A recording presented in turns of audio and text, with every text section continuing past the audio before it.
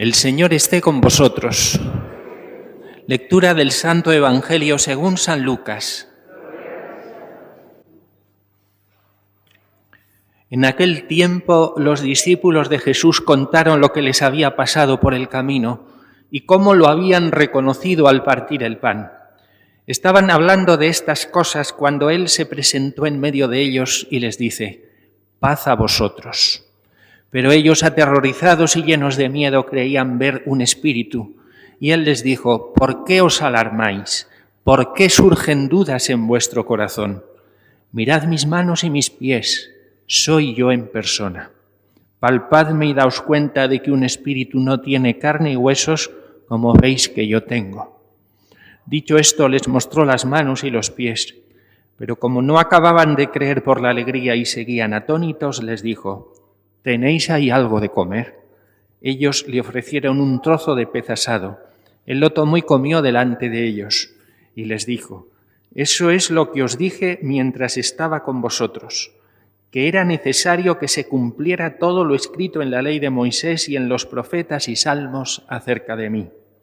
Entonces les abrió el entendimiento para comprender las Escrituras. Y les dijo: «Así está escrito: el Mesías padecerá, resucitará de entre los muertos al tercer día, y en su nombre se proclamará la conversión para el perdón de los pecados a todos los pueblos, comenzando por Jerusalén. Vosotros sois testigos de esto». Palabra del Señor.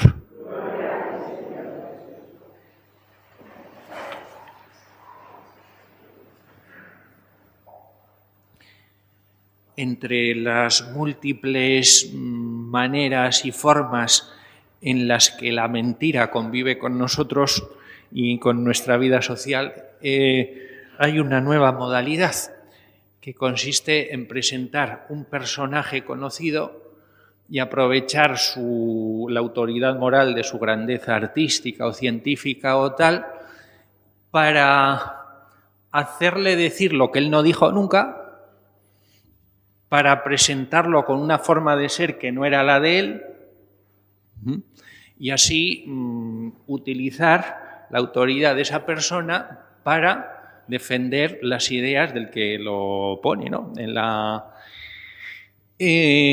Por ejemplo, te hacen una película de Beethoven en la que al final de su vida él rechaza los sacramentos. Es mentira, Beethoven recibió los sacramentos, pero en la película te lo ponen así porque, hombre, es que es una película. Bueno, sí, pero sobre una persona real. Es una manera de mentir.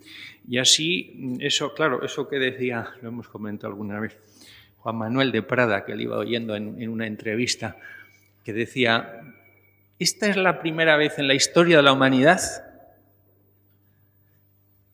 en la que se considera que el hecho religioso debe ser expulsado del arte, fuera». Decía él, lo cual equivale a dejar de ser humanos, ¿no? Porque uno, decía él, puede creer, puede no creer, puede dudar, pero decir esto hay que extirparlo del arte y de la vida, eso equivale a vivir en el nivel de las bestias, decía él, ¿no? Dice, y entonces, claro, para poder salvar a Cervantes, claro, uno tiene que expulsar eso de la vida. Menudo problema, porque le echa uno un ojo a la historia del arte para expulsar de ahí el hecho religioso. Y entonces, para salvar a Cervantes, hay que decir que no era católico. Para salvar a Vivaldi, pues hay que decir, bueno, sí, claro, era sacerdote, pero poco. No tenía mucha devoción, estaba celebrando misa y dejaba la misa y se iba a componer y esas tonterías que Pues esa persona era como era, no como a ti te apetecería que hubiera sido, ¿vale? No te digo nada ya la figura de Santa Teresa, un poco más y ya es atea Santa Teresa, ¿sabes? Le falta esto para... Esa persona era como era, no como a ti te gustaría que hubiera sido. Y dijo lo que dijo, no lo que a ti te gustaría que hubiera dicho. Pero hay una cosa que es peor todavía, que es usar no ya la figura y la palabra de un personaje histórico, sino la de Dios. Y forzar la palabra de Dios para pretender que diga lo que yo quiero que diga. Pues no, mira, la Escritura dice lo que dice. La Escritura dice lo que dice. No lo que dice la mentalidad dominante, no lo que a mí me gustaría que dijera. Hace poco me comentaba un joven que un amigo suyo le exhortaba a leer el Nuevo Testamento. ¿Con qué fin? Con el fin de que él pudiera concluir de que Dios era muy partidario de la homosexualidad. Digo, pues mira, yo es que precisamente leo el Nuevo Testamento, chico, y lo que me encuentro en Romanos 1, 26, 27, por decirlo bien concreto, pues no es precisamente una apología de la homosexualidad, ¿eh? Y lo que me encuentro en 1 Corintios 6, 9, pues no es precisamente una apología de la sexualidad. Dice lo que dice. Yo en el Nuevo Testamento veo que Jesucristo abre su misericordia a todos, no que apruebe la conducta de todos. Yo veo que Jesucristo tiene misericordia de la mujer adúltera, no que apruebe el adulterio. Yo veo que Jesucristo tiene misericordia del hombre ladrón, no que apruebe el robo.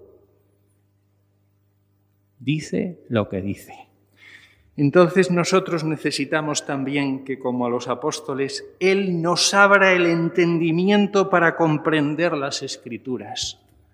Es decir, que nosotros seamos elevados por Dios hasta la verdad de la Escritura, no que nosotros rebajemos la Escritura para hacerle decir lo que nosotros queremos que diga. Que nos abra el entendimiento. Bueno, esto lo habréis experimentado, ¿verdad? Muchas veces.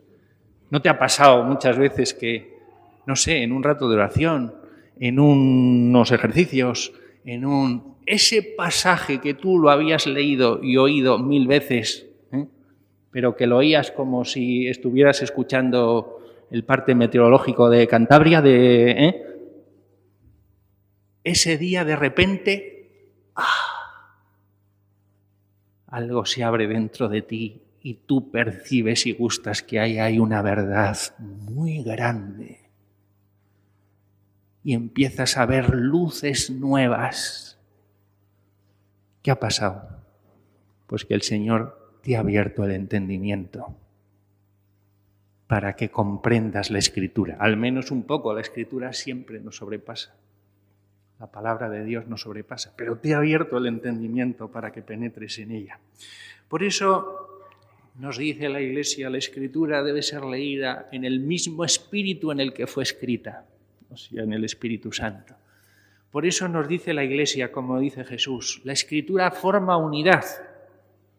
Es que Jesús dice, era necesario que se cumpliera todo lo escrito en la ley de Moisés y profetas y salmos acerca de mí.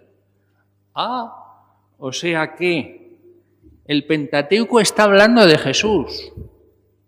Los salmos están hablando de Jesús. Los profetas están hablando de Jesús. Dicho de otra manera, solamente desde Jesús se entiende en profundidad el Pentateuco, se entiende los profetas, se entienden los salmos. Esto que hemos oído, sabedlo, el Señor hizo milagros en mi favor y el Señor me escuchará cuando lo invoque. Esto está escrito de Jesús sobre todo. Es Él quien puede decir esto, aunque esto se haya escrito 1000 años antes. Luego la Escritura forma unidad. No hay estas cosas que se oyen también. No hay un Dios del Antiguo Testamento y otro del Nuevo Testamento. ¿Qué pasa? ¿Que eran dos? ¿Cuántos dioses hay? ¿Se ha convertido ahora? No.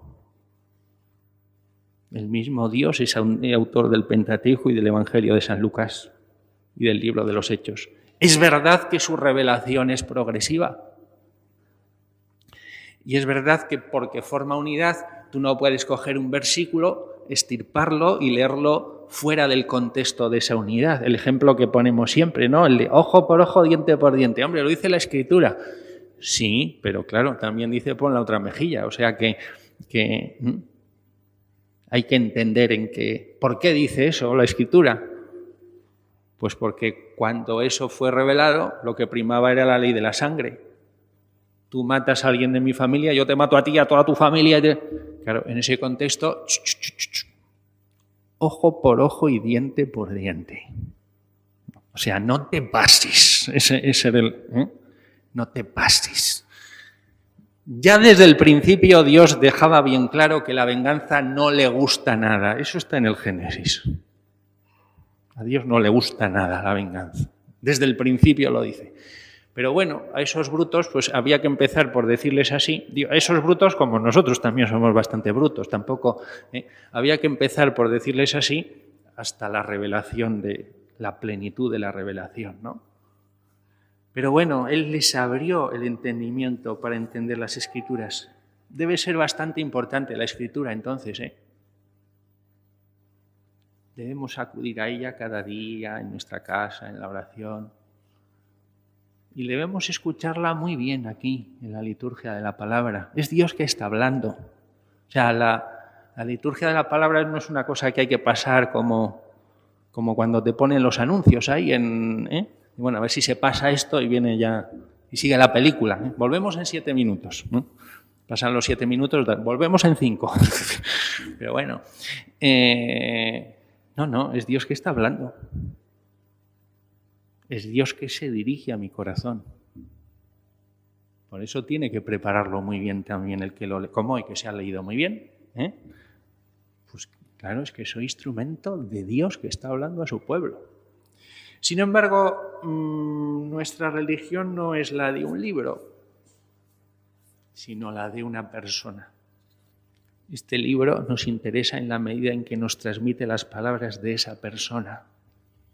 Esa persona nos habla aquí en las Escrituras y tenemos que reconocerle ahora al partir el pan.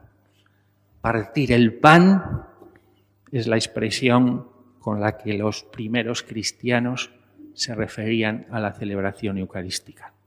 O sea que ellos no decían, voy a misa de 12. Decían, entre otras cosas, porque solo había una. Había que juntarse como se pudiera ahí antes de trabajar y que no me pillen. Pero bueno, hubieran dicho, voy a la fracción del pan de 12. Llamaban por teléfono. ¿A qué hora es la fracción del pan de 7:30? Pues a las 7:30. O sea, que a veces llama la gente, ¿no? ¿A qué hora es la misa de 7:30? A las 7:30. Coincide que la fracción del pan. Reconocerle al partir el pan. Él parte el pan para nosotros ahora. Reconozcámoslo. También es indudable que dice la Escritura que ayudemos a los más necesitados, ¿verdad? Por eso esta jornada de hoy, de la campaña contra el paro, en la que también colaboramos en la colecta. Que así sea.